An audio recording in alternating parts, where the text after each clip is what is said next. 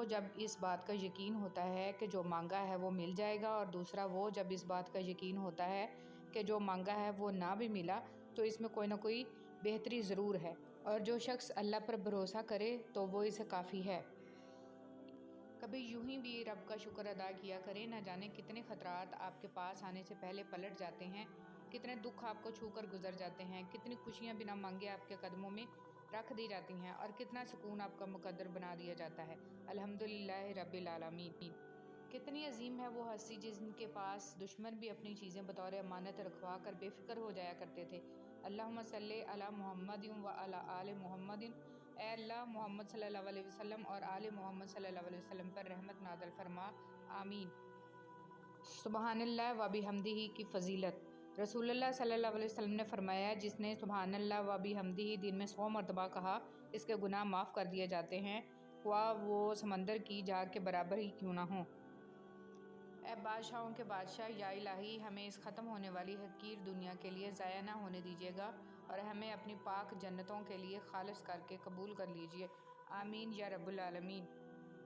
رسول اللہ صلی اللہ علیہ وسلم نے فرمایا، اللہ تعالیٰ رات کے وقت اپنا ہاتھ کشادہ کرتا ہے تاکہ دن کا گناہ گار توبہ کر لے، اور دن کو اپنا ہاتھ کھولتا ہے تاکہ رات کا گناہ گار توبہ کر لے۔ یہ اس وقت تک ہوتا رہے گا جب تک سورج مغرب سے طلوع نہ ہو جائے۔ بے شک نیک کام برے کاموں کو مٹا دیتے ہیں۔ رسول اللہ صلی اللہ علیہ وسلم نے ارشاد فرمایا، میں جنت کے دروازے پر کھڑا ہوں تو اس میں اکثر داخل ہونے والے مساکین تھے، اور مال و عظمت والوں کو روک دیا گیا، البتہ دوزخ والوں کے لیے دوزخ میں داخل ہونے کا حکم دیا گیا، اور میں جہنم کے دروازے پر کھڑا ہوا تو اس میں اکثر داخل ہونے والی عورتیں تھیں۔ اگر تم خدا کو دیکھنا چاہتے ہو تو اس کا ایک طریقہ یہ ہے کہ تم اپنے دل میں جھانک کے دیکھو، کیونکہ تمہارا دل ایک آئینہ ہے، اگر یہ بدی سے پاک ہو تو اس میں خدا بھی نظر آ سکتا ہے۔ زندگی ایک دیے کی مانند ہے، نہ جانے کب ہوا کا جھونکا آئے اور بجھ جائے۔ جی ہاں، زندگی کا کوئی اعتبار نہیں کہ کس وقت اور کب سب کچھ فنا ہو جائے، لہٰذا ہر وقت اللہ سے ڈرتے رہیں، استغفار کرتے رہیں، کیونکہ اللہ کی پکڑ بہت شدید ہے۔ الحمدللہ رب العالمین۔ تمام تعریفیں اللہ کی ہیں جو تمام جہانوں کا پروردگار ہے۔ اللہ جل جلالہ کے ساتھ کیے گئے کسی معاملے میں خسارہ نہیں، پھر وہ صدقہ ہو یا خیرات، تجارت ہو یا محبت، راز و نیاز ہو یا دعا۔ الحمدللہ رب العالمین۔ کون کہتا ہے تنہائیاں اچھی نہیں ہوتی؟ بڑا حسین موقع دیتی ہیں اللہ سے ملنے کا اور باتیں کرنے کا۔ لا الہ الا اللہ۔ اللہ تعالیٰ کے ساتھ اپنے تعلق کو ہمیشہ خالص اور مضبوط رکھیں، کیونکہ یہ رشتہ ہی کامیابی کا ضامن ہے۔ سوچنے کی بات، ہم دنیا میں اس لیے پیٹے جا رہے ہیں کہ ہم مسلمان ہیں، اور آخرت میں اس لیے پیٹے جائیں گے کہ ہم دنیا میں مسلمان تھے ہی نہیں۔ استغفر اللہ، استغفر اللہ۔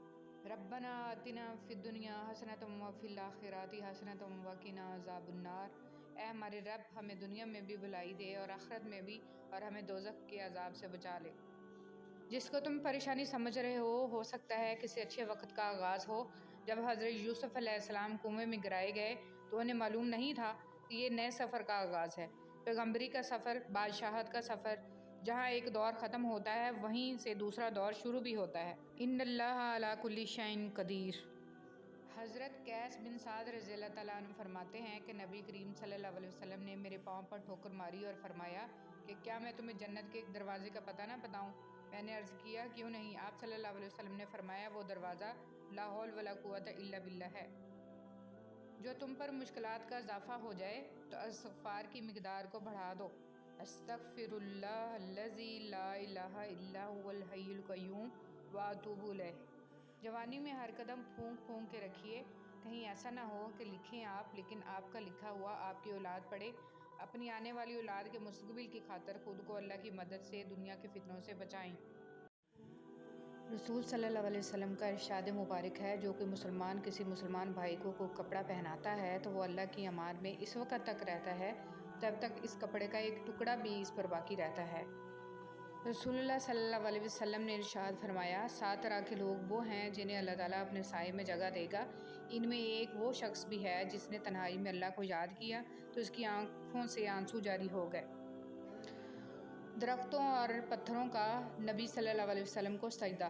سردار ابو طالب قریش کے ساتھ ملک شام کے تجارتی سفر پر تھے۔ قافلہ بحیرہ راہب کے پاس سے گزرنے لگا تو وہ راہب جو کبھی انہیں توجہ نہ دیتا تھا، اس نے لپک کر رسول اللہ صلی اللہ علیہ وسلم کا ہاتھ پکڑ لیا اور کہنے لگا، یہ سارے جہانوں کے سردار اور رب العالمین ہیں اور یہ رحمت للعالمین ہوں گے۔ قریشی بوڑھوں نے پوچھا، تم یہ کیسے کہہ سکتے ہو؟ راہب نے بتایا، تم لوگ جب اس ٹیلے سے اترے تو کوئی درخت اور پتھر ایسا نہیں تھا جو سجدے میں نہ گر پڑا ہو، اور یہ صرف نبی صلی اللہ علیہ وسلم کو سجدہ کرتے ہیں، اور میں انہیں مہر نبوت سے بھی پہچانتا ہوں جو شانہ کی ہڈی کے سرے کے نیچے سیب کے مانند ہے۔ رسول اللہ صلی اللہ علیہ وسلم نے فرمایا، تم میں سے کوئی شخص کسی کو میرا بندہ اور میری بندی نہ کہے، تم سب اللہ کے بندے ہو اور تمہاری تمام عورتیں اللہ کی بندیاں ہیں۔ البتہ یوں کہہ سکتا ہے کہ میرا لڑکا، میری لڑکی، میرا جوان خادم، میری خادمہ۔ معاذ بن جبل رضی اللہ تعالیٰ عنہ سے مروی ہے کہ رسول اللہ صلی اللہ علیہ وسلم نے انہیں کسی قوم کی طرف بھیجا تو انہوں نے کہا، اے اللہ کے رسول، مجھے نصیحت کیجیے۔ آپ صلی اللہ علیہ وسلم نے فرمایا، سلام کو عام کرو اور کھانا کھلاؤ اور اللہ سے اس طرح حیا کرو جس طرح تم اپنے گھر کے کسی فرد سے حیا کرتے ہو، اور جب گناہ کرو تو اس کے بعد نیکی کرو اور جتنا ہو سکے اپنا اخلاق اچھا کرو۔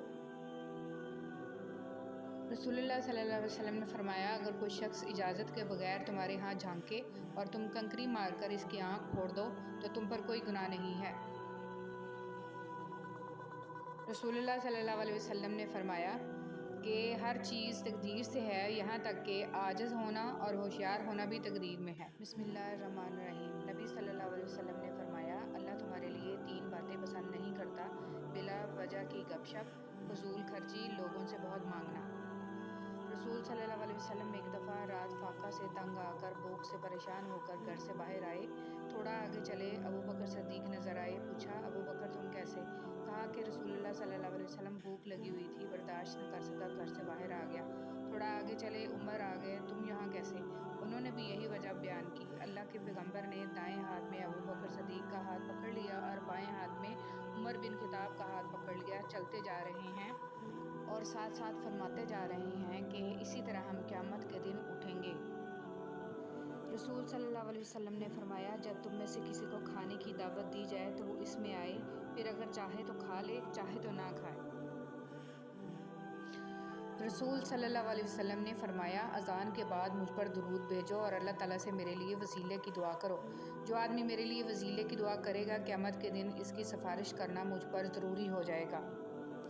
رسول صلی اللہ علیہ وسلم نے ارشاد فرمایا، مسلمان کا صدقہ اس کی عمر میں اضافہ کرتا ہے اور بری موت سے بچاتا ہے، اور اللہ تعالیٰ اس کے ذریعے تکبر اور فخر کو زائل کرتا ہے۔ رسول صلی اللہ علیہ وسلم نے فرمایا، جب اہل جنت جنت میں داخل ہو جائیں گے تو اللہ عز و جل فرمائے گا، کیا تمہیں کسی اور چیز کی طلب ہے کہ میں تمہیں مزید عطا کروں؟ وہ کہیں گے، اے ہمارے رب، جو تو نے ہمیں دیا ہے اس سے بڑھ کر کیا ہوگا؟ اللہ تعالیٰ فرمائے گا، میری رضامندی سب سے بڑھ کر ہے۔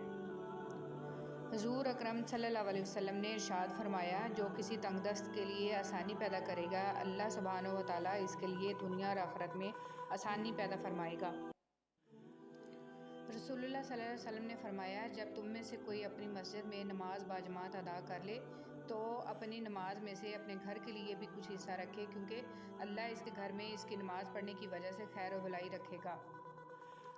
رسول اللہ صلی اللہ علیہ وسلم نے فرمایا، جب تم اپنے گھر سے نکلو تو 2 رکعتیں پڑھ لو، یہ 2 رکعتیں تمہیں سفر کی تکلیف سے بچائیں گی، اور جب تم اپنے گھر میں داخل ہو تو 2 رکعتیں پڑھ لو، یہ 2 رکعتیں تمہیں گھر میں برائی یا تکلیف سے بچائیں گی۔ رسول اللہ صلی اللہ علیہ وسلم نے ارشاد فرمایا، کیا میں تمہیں سب سے بڑے گناہ کی خبر نہ دوں؟ صحابہ رضی اللہ تعالیٰ عنہ نے عرض کی کہ کیوں نہیں یا رسول اللہ؟ نبی کریم صلی اللہ علیہ وسلم نے فرمایا کہ اللہ کے ساتھ شرک کرنا اور والدین کی نافرمانی کرنا۔ جنت کیسی ہے؟ رسول اللہ صلی اللہ علیہ وسلم نے فرمایا، جنت کی عمارت کی 1 اینٹ چاندی کی ہے اور 1 اینٹ سونے کی ہے، اور اس کا گارا خالص مشک ہے، اور اس کی کنکریاں موتی اور یاقوت ہیں، اور اس کی مٹی زعفران ہے۔ اپنے اعمال دیکھیں اور پھر اللہ نے آپ کو جو سہولیات دی ہیں وہ دیکھیں، کیا آپ ان کے قابل تھے؟ بے شک وہ بڑا رحمان ہے۔ خزاں کے گرے ہوئے پتوں کو حقیر مت سمجھنا، کیونکہ انہی پتوں کے گرنے سے بہار آتی ہے۔ جو ہمارے سامنے بات کی ہمت نہیں رکھتے وہ ہمیشہ ہماری برائی ہمارے پیچھے کرتے ہیں۔ حقیقی دوست وہ ہے جو آپ کی طرف اس وقت آتا ہے جب ساری دنیا آپ کو چھوڑ چکی ہوتی ہے۔ جس کی تعریف خدا کرے اسے محمد صلی اللہ علیہ وسلم کہتے ہیں۔ مرد کو بنانے کے لیے مٹی فرشتوں کے ذریعے اللہ نے زمین سے منگوائی، لیکن عورت کے لیے مٹی نہیں منگوائی، اس کو مرد کی ہی ٹیڑھی پسلی سے بنایا، اور جس مرد کی پسلی سے وہ بنی ہے وہی اس کا محرم بنتا ہے اور اسی کے نکاح میں جاتی ہے، کیونکہ وہ اس مرد کے وجود کا حصہ ہوتی ہے۔ جتنا نیکی کی راہ پہ چلو گے اتنی اللہ کی مدد آئے گی، جتنی اللہ کی مدد آئے گی اتنا کامیاب ہو جاؤ گے۔ جس طرح جسم کو بیماری میں کھانے سے لذت حاصل نہیں ہوتی، اسی طرح گناہوں کی موجودگی میں دل کو عبادت کی لذت اور سکون نصیب نہیں ہوتا۔ ہماری زندگی میں کچھ ایسے لوگ ہوتے ہیں جو ہمارے لیے ہر وقت میسر رہتے ہیں، جن کو ہماری خوشی کی پرواہ ہوتی ہے، ہمارے لیے فکر مند رہتے ہیں۔ ایسے لوگوں کی قدر کریں، ان کی اداسی کی فکر کریں، کیونکہ ہر انسان اپنی زندگی میں مصروف ہے، ہر ایک کی زندگی میں پریشانیاں اور اداسیاں ہیں۔ اگر کوئی آپ کے لیے وقت نکال رہا ہے تو اس کا مطلب یہ نہیں ہے کہ وہ فری ہے، اس کی کوئی مصروفیت نہیں ہے۔ ہم اکثر لا حاصل کے پیچھے حاصل کی قدر نہیں کرتے اور کئی انمول موتی گنوا دیتے ہیں۔ 9 باتیں جن سے اللہ پاک سخت ناراض ہوتے ہیں: اولاد اور خاص کر بیٹی کو گالی دینا، دل میں بغض رکھنا، مہمان کو دیکھ کر منہ بنانا، اذان کے وقت کام میں مصروف رہنا، ماں باپ کی عقل کو کوسنا، نماز کے بعد دعا نہ مانگنا، دسترخوان پہ باتیں کرنا، کھڑے ہو کر پانی پینا، وضو کی حالت میں کفر کے الفاظ ادا کرنا۔ ایک پروگرام میں کسی شخص نے پوچھا، قوم کو آگے بڑھانے کے لیے کیا کرنا چاہیے؟ ایک عالم نے جواب دیا، ٹانگ کے بدلے ہاتھ کھینچو، انشاءاللہ قوم اوپر آ جائے گی۔ دولت اور کردار میں سے کسی ایک کے ساتھ چلنا پڑ جائے تو کردار کے ساتھ چلنا، کیونکہ کردار ہمیشہ آگے چلتا ہے اور دولت اس کے پیچھے۔ جس دن آپ کو یہ پتہ چل جائے کہ بعض کاموں کا آپ کے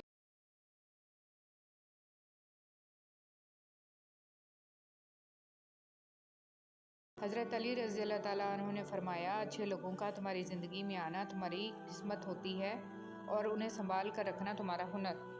حضرت محمد صلی اللہ علیہ وسلم کا ارشاد، جو عورت ننگے سر بے پردہ گھر سے باہر جائے تو اس عورت کے ساتھ 4 آدمی جہنم میں جائیں گے، پہلا اس کا باپ، دوسرا اس کا خاوند، تیسرا اس کا بھائی، چوتھا اس کا بیٹا۔ اس حدیث کو جتنا ممکن ہے ہر مسلمان عورت اور مرد تک پہنچائیں۔ راستہ ایک ہی تھا، فرعون ڈوب گیا، موسیٰ علیہ السلام گزر گئے، یقین اللہ پر رکھو، راستے پر نہیں۔ کاش کوئی ایسا آئینہ ہو جو چہرہ نہیں نیت دکھا دے۔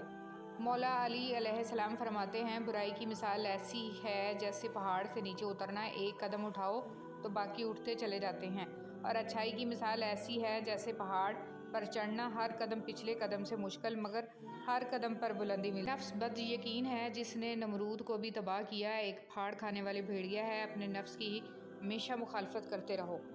جہاں دماغ کو صرف حدیں نظر آتی ہیں، محبت وہاں بھی چھپا ہوا راستہ دکھا دیتی ہے۔ سب مر کر قبروں میں جاتے ہیں، لیکن اچھا انسان مر کر لوگوں کے دلوں میں چلا جاتا ہے، لوگ یاد کے ذریعے اسے زندہ رکھتے ہیں۔ خاموشی سمندر ہے اور گفتگو نہر کی طرح ہے، تجھے سمندر تلاش کر رہا ہے تو نہر کی تلاش نہ کر۔ برداشت کے کانوں سے سنو، رحم کی آنکھوں سے دیکھو اور محبت کی زبان سے بات کرو۔ اپنے دل کو تب تک ٹوٹنے دو جب تک یہ کھل نہیں جاتا۔ آنسو وہ خون ہے جسے غم نے پانی بنا دیا۔ زندگی ایسے جیو جیسے سب کچھ تمہارے حق میں ہو۔ روح اور جسم کی خواہش جدا ہے، دونوں کا ساتھ نبھایا نہیں جا سکتا۔ روح کی پرواز عالم بالا کی طرف ہے، جسم کی خواہش زمین پر رہنے کی ہے۔ جب تک انسان کا روح جسم کے ساتھ رہے گا، مقصد حاصل نہیں ہوگا۔